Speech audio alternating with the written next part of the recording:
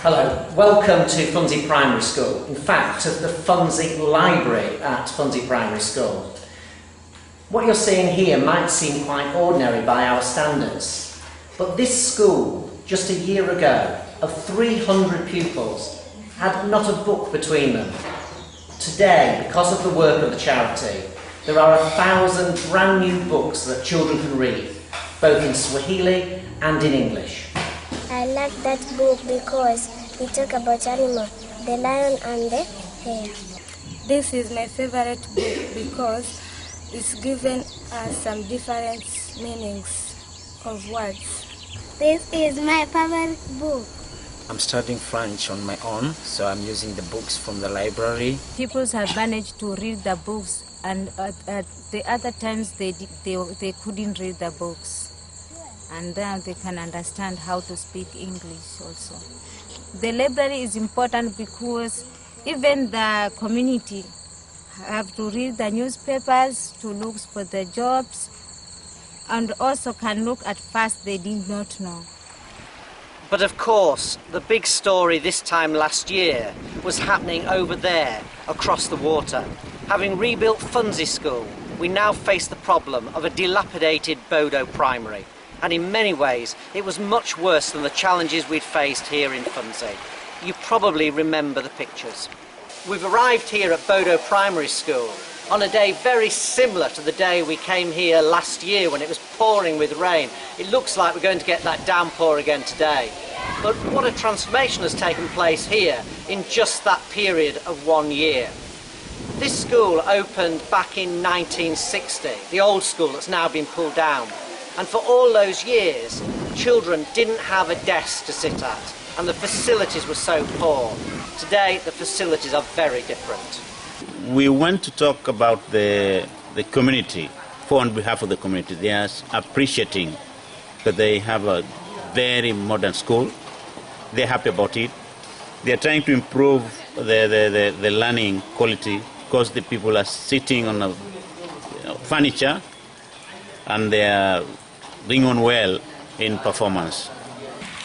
And for the first time, there are toilets here for boys and for girls, and running water so they can wash their hands. This is so important because in 2009, many people died in this village because of cholera caused by dirty water. Of course, it's very poor here.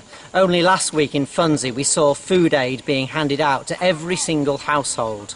So the next part of our story is very remarkable because it's about bringing this village into the 21st century and giving people skills that could in the long term change the future for all these people here.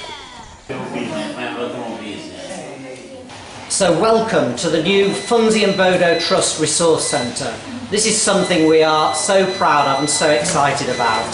21 brand new computers, a full-time trainer, and internet access. Now, why is that important? Well, first of all, it gives all these children access to an enormous amount of information for their studies through the internet. But also, they will have skills, which mean they can go out and get very good jobs, and that money comes back into the community. They start spending that with their families in local shops, little restaurants, and the whole economy starts to pick up.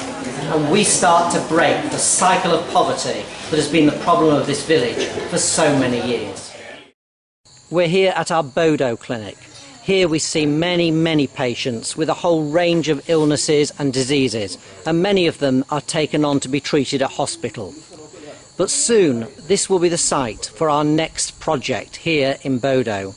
On this piece of land beside the clinic, we're going to open a new birthing clinic. People will be able to come here and have their babies born in a safe place, a safe environment. It will contain all the equipment they need, and local women will be trained as midwives.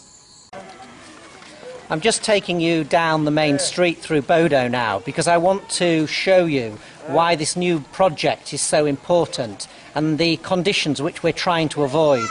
Obviously, children here can die from very basic diseases, but at birth there is a particular problem, and that's because they're born at home into very difficult situations. So we've arrived at a typical house in Bodo.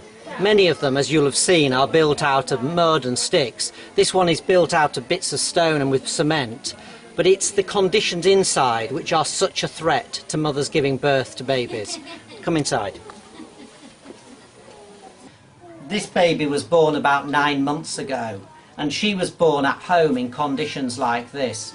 As you can see, it's fairly basic. People don't have a lot of furniture. This is just a standard bed. But the problem is that mothers often give birth onto the floor, and that's where the danger lies.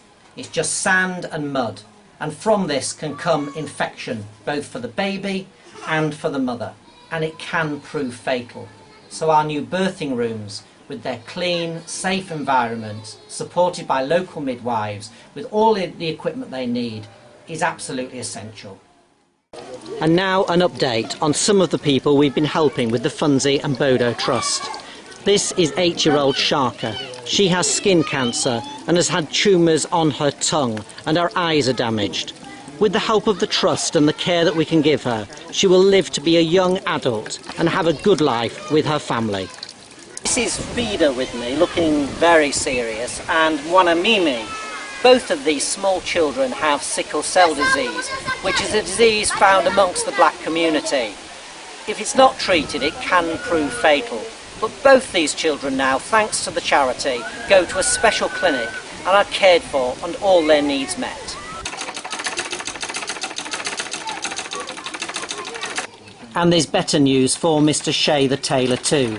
He had a large open wound on the lower part of his leg, but after a muscle transplant into the wound, he's getting back to normal. And that means going back to work and being able to support his family again. This is Wanakombo. Wanakombo got polio when she was much younger, and for much of her life she's been indoors in a bedroom where there have been bed bugs, and it's been a pretty miserable existence. But since the Trust has been able to get involved with her, she's been going for physiotherapy 3 times a week. She can now get around and meets lots of friends because of this wheelchair. And best of all, she's been able to go back to school. And this year, after being there for just a few months, she came 4th in the whole year. So a fantastic year for Wanakombo and the Funzi and Bodo Trust.